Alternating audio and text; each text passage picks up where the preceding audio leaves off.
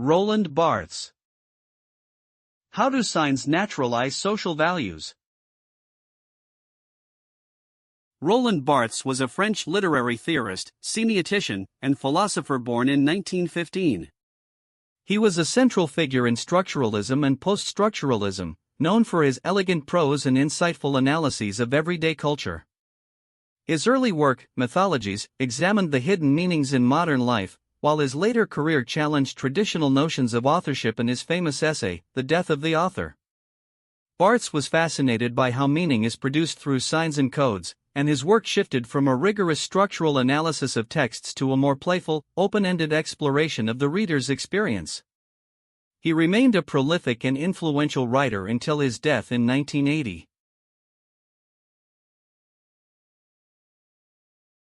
To understand how culture communicates, we must look at the different levels of meaning in signs.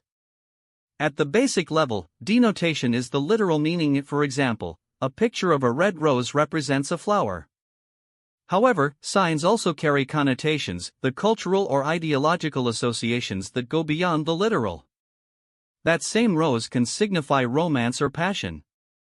Barthes argued that in everyday life, these connotations often function to turn culture into nature.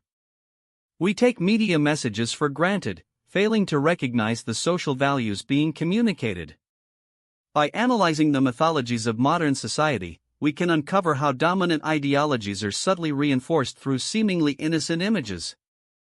This approach reveals that nothing is natural in the world of human signs, everything is a product of social convention. Understanding the interplay between denotation and connotation allows us to become critical consumers of culture, recognizing the power structures that shape our perceptions of reality.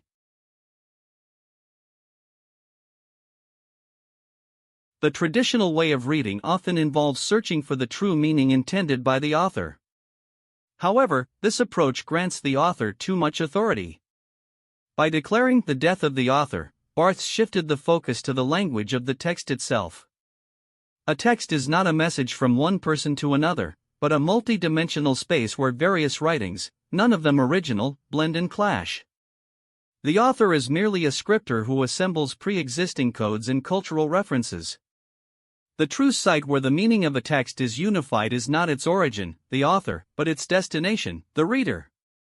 This shift empowers the reader to become an active participant in the creation of meaning. It suggests that a text has no single, final meaning, but is open to an infinite number of interpretations. By removing the author from the center, we open up new possibilities for understanding how language operates independently of individual control.